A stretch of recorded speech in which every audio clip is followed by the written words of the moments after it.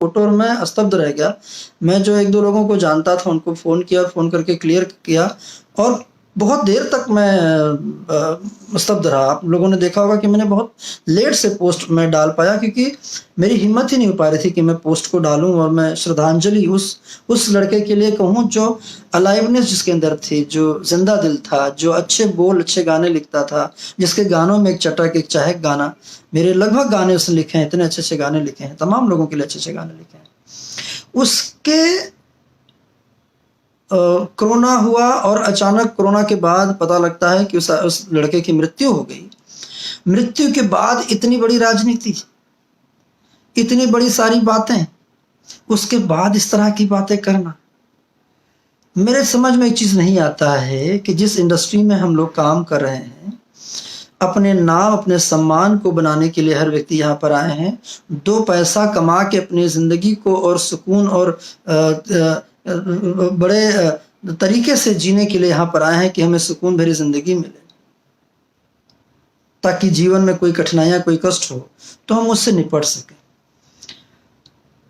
आज श्याम का नाम कोई छोटा नहीं रहा है। श्याम देहाती का नाम बहुत बड़ा नाम रहा है। जब श्याम देहाती आए थे तब इतना बड़ा नाम नहीं था श्याम देहाती का। उसने ग्रेजुअली अपने आप को मेहनत किया, अपने नाम को बड़ा किया और नाम बड़ा हुआ श्याम देहाती का। मरने के बाद उसके नाम को छोटा कर देना, ओछा कर देना कि मैं ये मदद कर रहा हूँ, मैं वो मदद कर रहा हूँ। और चटुकारिता की तो हद है कि लोग कह रहे हैं कि फलाने भैया इतना पैसा दे रहे हैं, भैया ये कर रहे हैं, भैया खुद आके रो रहे हैं। झूठ का रोना, आँख में उँगली डाल-डाल के आँसू ढूँढ रहे हो और ये कह रहे हो कि मुझे इतना कष्ट है कि आज मेरा अपना सगा भाई होता तो इतना कष्ट शायद ना होता। तब इसका मतलब आप भाइयों का प्रेम जानते ही नहीं हैं। इसका मतलब आप अपने सगे भाई से भी प्रेम नहीं करते हैं। कौन सा ऐसा भाई होगा जो ये कहेगा कि आज मेरा सगा भाई जगह पर होता तो भी मुझे इतनी तकलीफ नहीं थी जितना उसके लिए हुआ है। जो आपके साथ बचपन से लेकर आज तक 35-40 साल जो आपके साथ गुजारा होगा, हैं? उसके लिए उतनी मोह नहीं रह गई तो आप दूसरों के लिए क्या मोह दिखाएंगे? नहीं दिखाएंगे आप मोह। आपको तो सिर्फ साल 6 महीने से जो आपने अपने साथ साट लिया था उसको, अपनी ग्रुपिंग, अपनी टीम बना के घूम रहे हो कि ताकि मेरे टीम के माध्यम से किसी और का गाना नहीं लिखना, कहीं और आने मत देना, कहीं और जाने मत देना।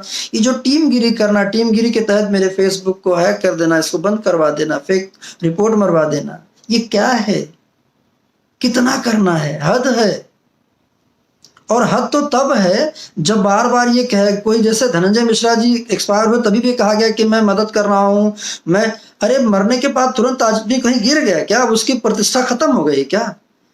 मैंने तो सुना है लोगों के बाद, मरने के बाद लोगों के मूर्तियां, स्टैचू बनती हैं।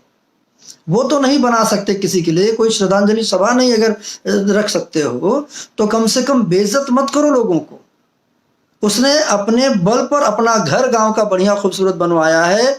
उसने अपने बल पर फैक्ट्री खोली थी, उसने अपने दम पर गाड़ी खरीदी हुई थी, अपने दम पर मुंबई जैसे शहर में रह रहा था वो लड़का, और आज अचानक वो उसकी डेथ होती है और आप कुछ एक लोग आप सीधा राजनीति खेलने लगते हैं कि मैं मदद करूंगा, मैं ये करूंगा, मैं रात भर सोने। अरे आपको तो पता था सुबह 10 बजे से। आप जो दोष डाल रहे हैं दिनेश लाल यादव निरहुआ जी पर या रवि किशन जी पर, उनको तो पता ही तब चला है जब वो क्या नाम है, रवि जी को जब डेथ हो गई है। दिनेश जी से मेरी अभी बात हुई थोड़ी देर पहले। दिनेश जी ने मुझे बात बताई कि सर मुझे जब मालूम पड़ा, कवि जी का फोन आया कि श्याम देहाती बहुत सीरियस कंडीशन में है, मैंने तुरंत श्याम देहाती के साथ एक लड़का था उसको फोन किया। मैंने कहा जो वहां पर नर्स उनसे बात कराओ। बात करते करते उतनी देर में ही उन्होंने कहा कि वो फोन स्विच ऑफ हो गया, मतलब वो बैटरी शायद चली गई। फिर दिनेश जी ने रजनीश मिश्रा को फोन किया कि कोई नंबर और है तो नंबर दो, जिस नंबर के थ्रू मैं बात करता हूँ। और फिर उन्होंने, रजनीश ने किसी और का नंबर तुरंत ढूंढ के निकाल के दिया। फिर से दिनेश जी ने फोन किया, तब तक पता चला कि श्याम देहाती नहीं रहे। ये सच्चाई, ये मेरी बात हुई है, दिनेश जी के साथ हुई है, ये रवि जी के साथ बात हुई है, मेरी समर के साथ बात हुई है, मेरी विकी के साथ। विकी ने भी मुझे ये बात बोली कि सर मुझे भी जाने में थोड़ा लेट हो गया, जब तक मैं गया तब तक मैं जब चिल्लाने लगा तो वहां से कोई आया नहीं। फिर थोड़ी देर बाद जब मैंने शीशे से पर मारना शुरू किया, मारा तो एक कंपाउंडर टाइप का एक लड़का है, उसने कहा कि वो तो नहीं रहे।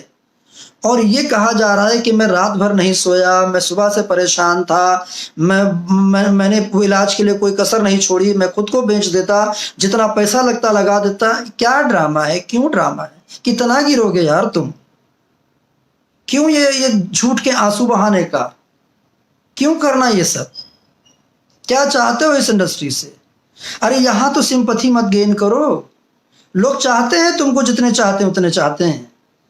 इसके अलावा ये करके तुम्हारे प्रति लोगों की चाहत नहीं बन रही है, चाहत खत्म हो रही लोगों, क्योंकि अब लोगों को तुम्हारे बारे में पता चल रहा है।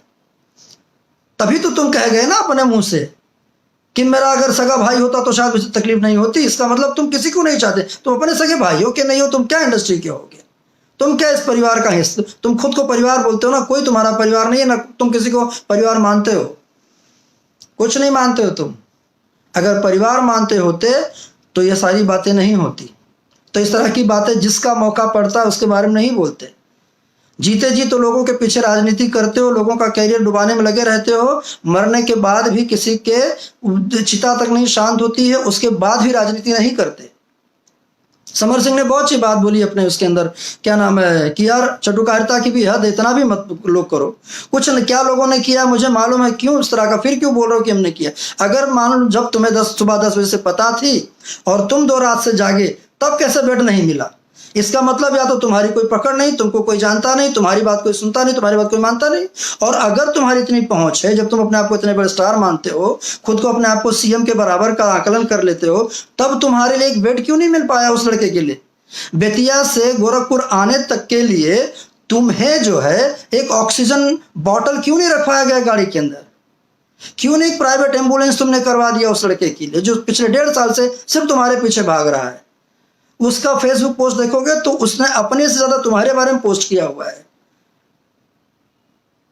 कुछ तो रहम करो यार, जीने दो हम लोगों को भी, रहम करो इस इंडस्ट्री के ऊपर। और तुम बोलते हो ना तुम्हारा पावर है, तुम्हारे गाने बहुत चलते हैं, तुम्हारा स्टारडम है। कुछ नहीं है तुम लोगों का। अगर तुम्हारा स्टारडम होता तो कम से कम तुम्हारी पिक्चरें बड़ी हिट होती। स्टारडम हमारा रहा है, राजकुमार और पांडे का, मेरा रहा स्टार। जब जब फिल्में बनाई है, ब्लॉकबस्टर फिल्में सिनेमा में चढ़ के चलाई है। 3 साल से मैंने कोई पिक्चर डायरेक्ट नहीं किया, ना निर्देशन नहीं किया। 3 सालों में 300 कर्म हो गए इस इंडस्ट्री का। ऑक्सीजन देते आया हूं मैं, जब से भोजपुरी इंडस्ट्री में आया हूं तब से आज मुझे मजबूरन कहना पड़ रहा है। जिस ऑक्सीजन की तलाश में आज दुनिया लगी है ना, वो हमने भोजपुरी इंडस्ट्री को, मैंने।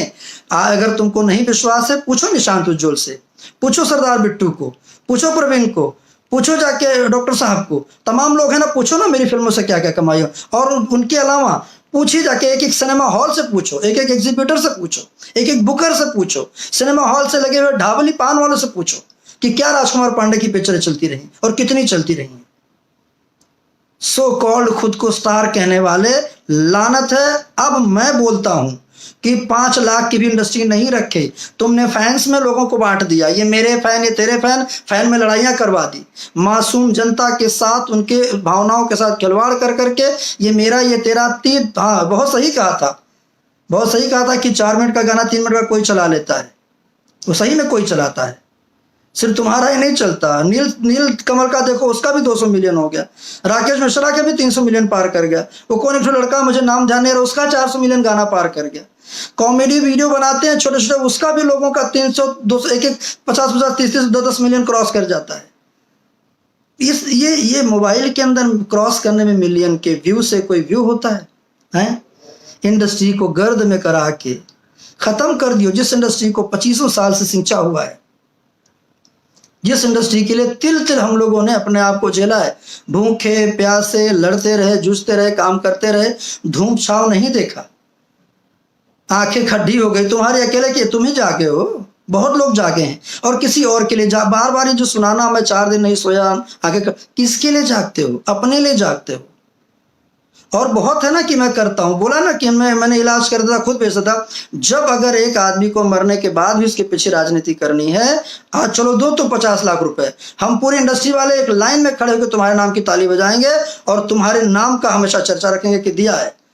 13वीं होने से पहले श्याम देहाती को, आपको 50 लाख रुपया उनके परिवार को देना चाहिए। आप मदद करते हैं, करिए मदद, अच्छा लगेगा हम लोगों को। लेकिन नहीं करते हैं तो कहो मत कितना दिया धनंजय मिश्रा जी के परिवार को हम सबको मालूम है। वही शुरुआती दौर में जो 25-50 दे दिया, उसके बाद पूछा नहीं कि क्या है। क्या ड्रामा, क्यों इतना ड्रामा रखना है, क्या मिल जाना है। इतने पैंडेमिक, इतने महामारी में भी यार अभी भी नहीं लग रहा है कि यार ईश्वर है। मत भूलो, तुम्हारे 4 टीम 4 चमचे या 4 लोगों को मिला के झूठी सच्ची गालियां, कच्ची कच्ची गालियां हमको दिलाए हो। याद रखना, यहां से निकली हुई है। और जो लोग अभी भी मजाक मेरा उड़ा रहे हो ना कि क्या हुआ केस का, FIR का क्या हुआ, लोग अभी भी मैं देख रहा हूं, मैं सबके स्क्रीनशॉट रख रहा हूं कि सुना है जेल जा रहा हूं, देख लेंगे बाद में। कहाँ जाओगे तो बाद में पता चलेगा। कानून व्यवस्था को जितना कमजोर समझ के रखे हो ना, उतना मत समझना, मैं बता दे रहा हूं। और अभी